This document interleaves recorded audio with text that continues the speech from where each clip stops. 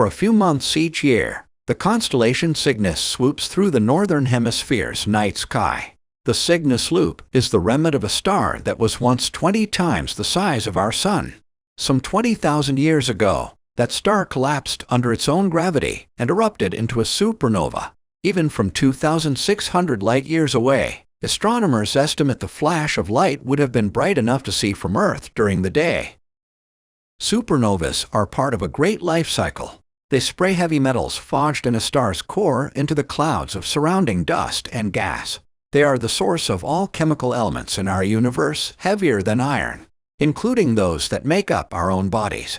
From the churned-up clouds and star stuff left in their wake, gases and dust from supernovas gradually clump together to form planets, stars, and new star systems. Supernovas like the one that created the Cygnus loop have a huge impact on how galaxies form. The Cygnus loop provides a rare look at a supernova blast still in progress. Already over 120 light-years across, the massive cloud is still expanding today at approximately 1.5 million kilometers per hour. What our telescopes capture from the Cygnus loop is not the supernova blast itself. Instead, we see the dust and gas superheated by the shock front, which glows as it cools back down.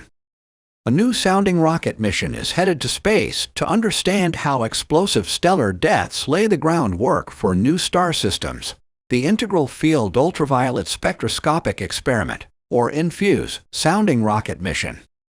The mission will observe how the supernova dumps energy into the Milky Way by catching light given off just as the blast wave crashes into pockets of cold gas floating around the galaxy. To see that shock front at its sizzling edge, scientists have developed a telescope that measures far-ultraviolet light, a kind of light too energetic for our eyes to see. This light reveals gas at temperatures between 50,000 to 300,000 degrees Celsius that is still sizzling after impact. INFUSE is an integral field spectrograph instrument that combines the strengths of two ways of studying light: imaging and spectroscopy. Your typical telescopes have cameras that excel at creating images, showing where light is coming from, faithfully revealing its spatial arrangement. But telescopes don't separate light into different wavelengths or colors. Instead, all of the different wavelengths overlap one another in the resulting image. Spectroscopy, on the other hand, takes a single beam of light and separates it into its component wavelengths or spectrum, much as a prism separates light into a rainbow.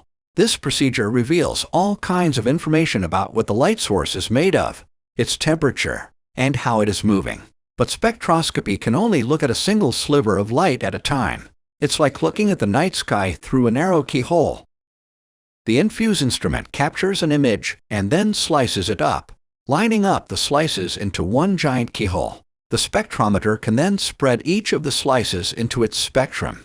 This data can be reassembled into a three-dimensional image that scientists call a data cube, like a stack of images where each layer reveals a specific wavelength of light. To get to space, the INFUSE payload will fly aboard a sounding rocket. These nimble, crewless rockets launch into space for a few minutes of data collection before falling back to the ground. The INFUSE payload will fly aboard a two-stage Black Brant 9 sounding rocket, aiming for a peak altitude of about 240 kilometers, where it will make its observations before parachuting back to the ground to be recovered. The team hopes to upgrade the instrument and launch it again. Thanks for watching and subscribe to stay in the loop.